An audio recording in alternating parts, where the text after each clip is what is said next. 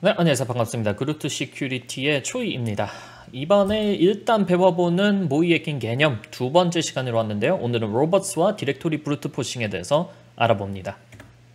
자, 일단 웹서버가 있을 때 가장 기본적으로 정보 수집을 할 수 있는 방법은 되게 다양하게 있는데요.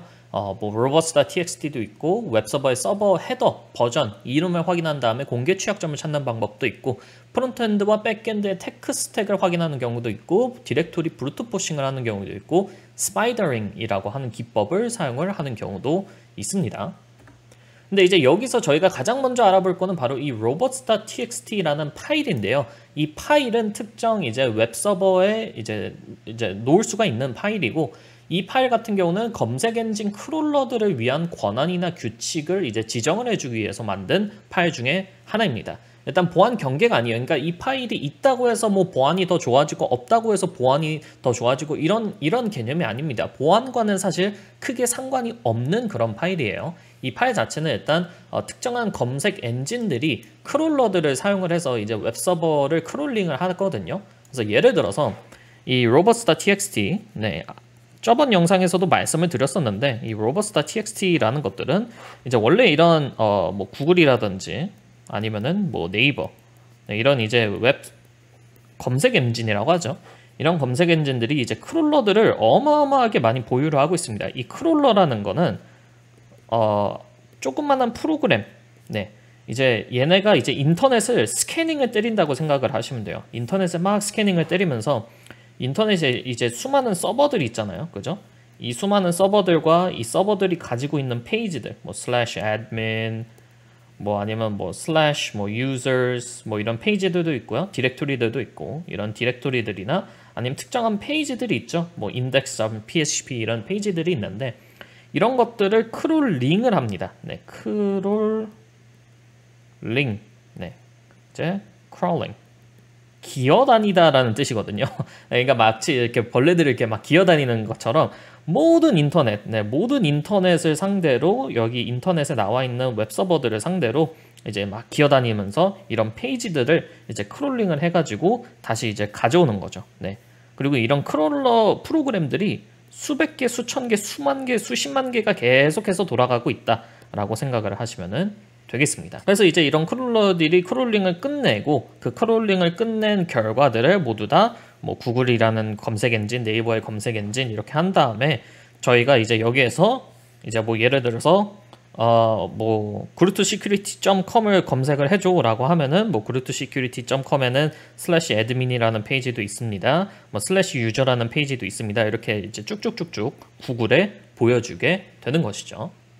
근데 이제 이런 크롤러 같은 경우가 굉장히 도움은 많이 됩니다만은 웹서버를 운영하는 입장에서 이런 크롤러들이 방문을 좀 안 했으면 하는 페이지도 있을 거예요. 그죠?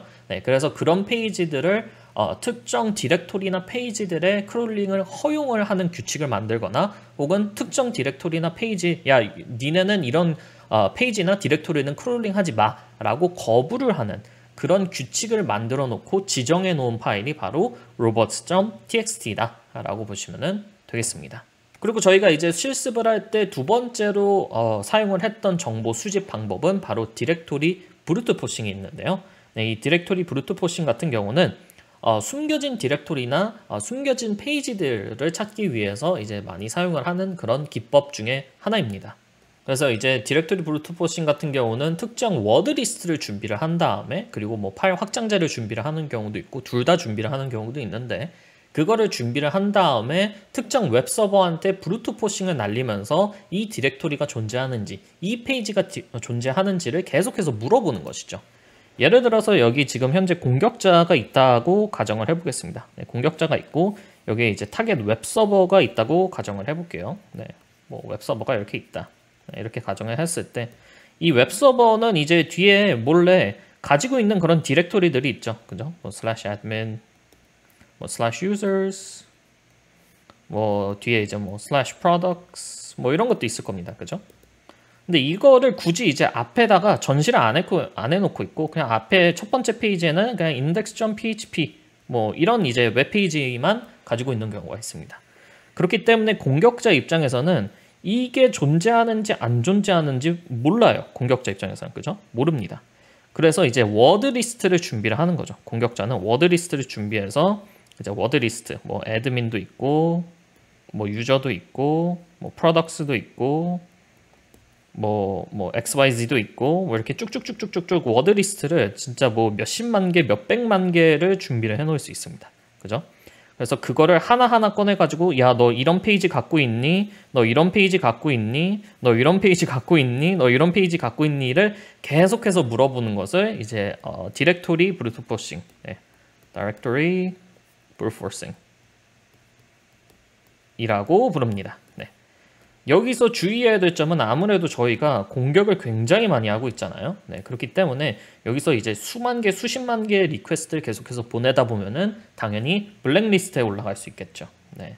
왜냐면은 이 타겟 웹서버 입장에서는 너는 뭔데 나한테 수백만 개의 이런 요청을 보내고 있는 거야? 너는 분명히 나쁜 놈일 것 같아. 라고 해가지고 이렇게 그냥 완벽하게 이렇게 차단을 해버리는 경우가 있고, 이렇게 공격자의 IP 주소를 차단해버리는 경우도 다수 발견을 할 수 있습니다.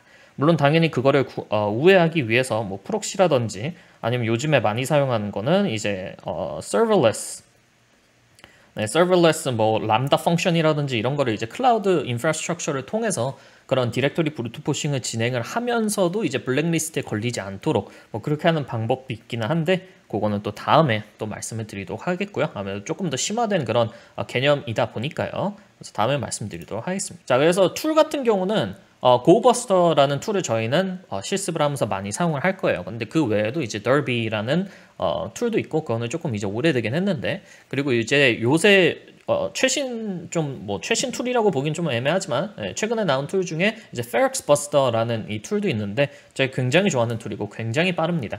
그래서 실무에서 쓰일 수는 없어요. 왜냐하면 실무에서 쓰였다가는 그냥 바로 블랙리스트를 먹어버리기 때문에 실무에서 쓴 적은 별로 없는데, 그래도 Ferex Buster 같은 경우는 이제 CTF를 풀 때는 굉장히 유용하다. 네, 그렇게 볼 수 있겠습니다.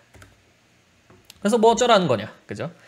일단 웹서버와 웹 어플리케이션 같은 경우는요, 뭐 실제 모의 해킹을 할 때도 그렇고, 뭐 CTF 풀 때도 그렇고, 대부분 굉장히 좋은 공격 표면이에요. 거기서 뭔가가 항상 돌아가고 있을 거고, 그런 웹서버나 웹 어플리케이션 같은 경우는 뒤쪽에 뭐 데이터베이스랑 연결이 돼 있는 경우도 있고, 뭐 어쨌든 간에 굉장히 공격하기가 좋고 공격을 해서 우리가 얻어낼 게 많은 그런 타겟이다 라고 볼 수가 있겠습니다. 그렇기 때문에 그 웹서버와 웹 어플리케이션을 모의 해킹을 하거나 공격할 수 있는 그런 방법들, 그리고 그 중에서도 정보 수집을 할 수 있는 방법들을 최대한 많이 알아놓으시고 이거를 생활화 하시는 것을 굉장히 추천드립니다. 그리고 저희가 실습에서 가장 많이 사용할 방법들은 뭐 robots.txt나 아니면 디렉토리 브루트 포싱, 네, 이런 것들이 있겠고, 뭐 스파이더링 이런 것도 있는데 스파이더링에 대해서는 또 다음에 말씀드리도록 할게요.